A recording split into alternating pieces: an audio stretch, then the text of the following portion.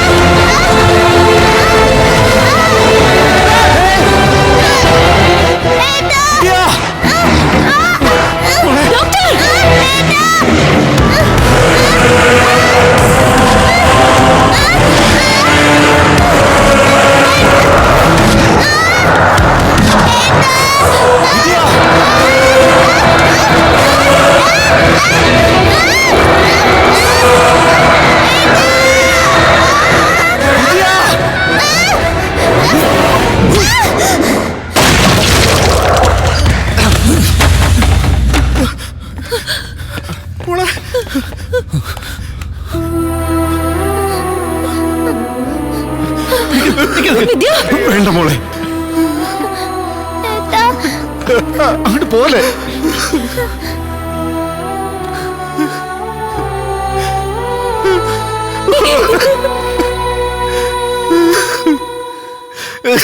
വിദ്യ,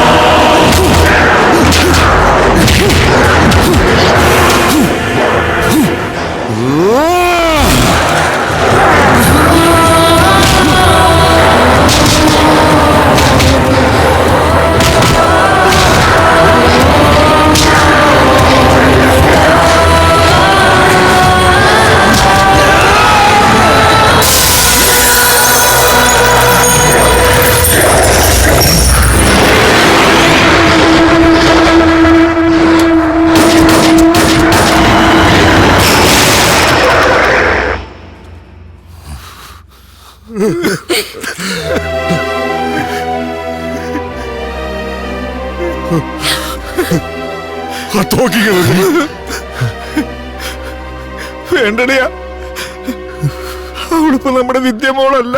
കാർത്തിക് പോവാതെ, അവളുടെ അടുത്ത് പോകുന്നത് റിസ്ക് ആണ്. കാർത്തിക്, ഞാൻ പറയുന്നത് കേൾക്ക്. എന്റെ അനിയത്തി എന്തെങ്കിലും ചെയ്താലുണ്ടല്ലോ, ഒന്നിനും ഞാൻ ബാക്കി വെക്കില്ല. തോക്ക് താഴെയിട്, താഴെയിടാൻ.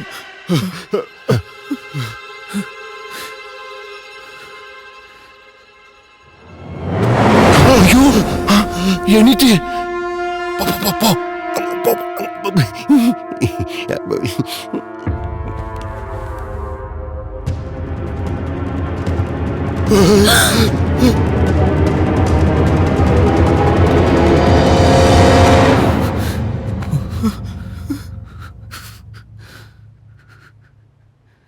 ഏട്ടാ, അവളെ ഷൂട്ട് ചെയ്യണ്ട.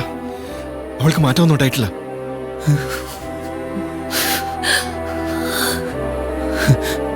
വിദ്യ,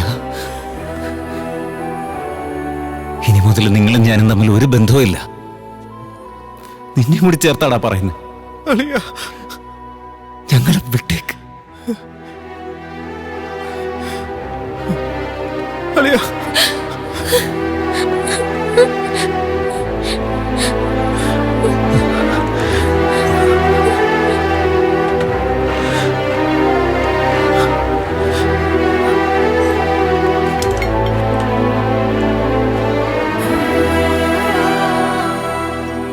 ഏട്ടാ, എനിക്കും അസുഖം വരുമോ?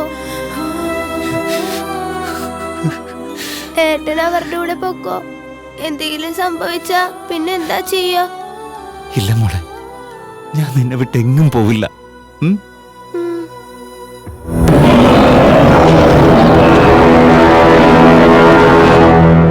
സർ, കാർത്തികിനോട് സംസാരിക്കേ.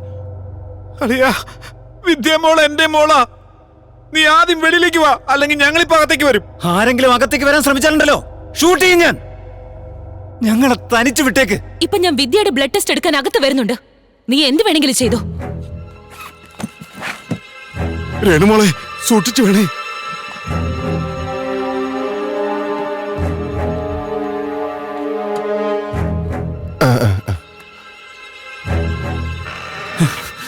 ഞാൻ സത്യമായിട്ട് പറയാം, ഐ വിൽ ഷൂട്ട് യു. ഞാൻ ഒറ്റയ്ക്കാ വന്നിട്ടുള്ളത്. വിദ്യ, അകത്തേക്ക് വാ, എന്ത് ടെസ്റ്റ് വേണമെങ്കിലും എടുത്തോ.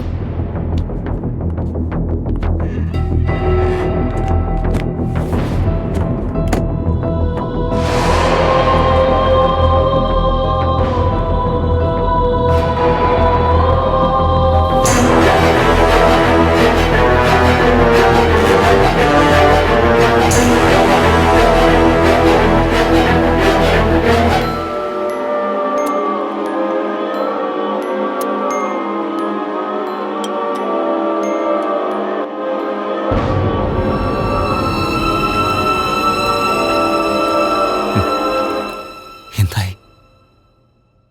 വിദ്യയുടെ ബ്ലഡില് ഈ വൈറസ് നല്ലോണം കൂടുതലുണ്ട്. 90% കൂടുതൽ ഇൻഫെക്റ്റഡ് ആണ്. ഈ പ്രായത്തിൽ ഇത്രയും ധൈര്യമായിട്ടിരിക്കുന്നത് അപൂർവമാണ്. ഞങ്ങളുടെ കയ്യിലിരിക്കുന്ന ഒരു മരുന്നും ഇപ്പൊ നിനക്ക് ഉപകാരമാവില്ല. I am sorry.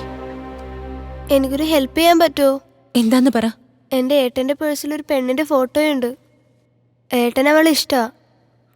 അവരുടെ കല്യാണം നടത്തി കൊടുക്കോ?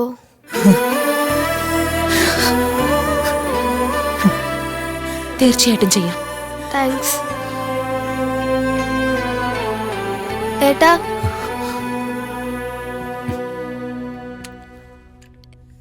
എനിക്ക് അസുഖം കൂടുന്നതിന് മുമ്പ് ഷൂട്ട് ചെയ്യും. മോൾക്ക് എന്ത് സംഭവിച്ചാലും ഞാൻ നിന്റെ കൂടെ തന്നെ ഉണ്ടാവും. ഇനി ഞാൻ ശ്രദ്ധിച്ചോളാം. You can go. പോകാൻ പറഞ്ഞില്ലേ?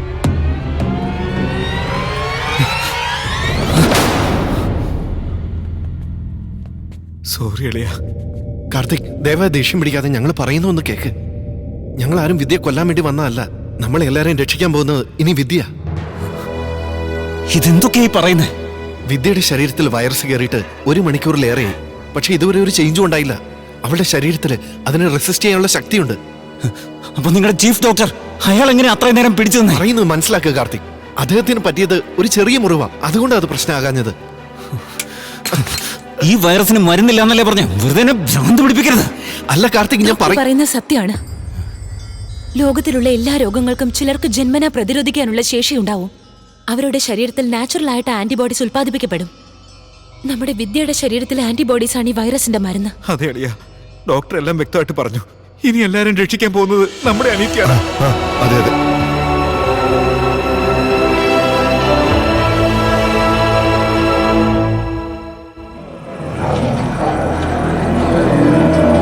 വൈറസിന്റെ ബാധയിൽ നിന്ന് വിദ്യ രക്ഷിച്ച ദൈവം തീർച്ചയായിട്ടും അവിടെ എത്താനുള്ള വഴി നമുക്ക് കാണിച്ചു തരും. ദൈവമേ, ഇപ്പൊ ഒരു മഴ പെയ്താ മതിയായിരുന്നു.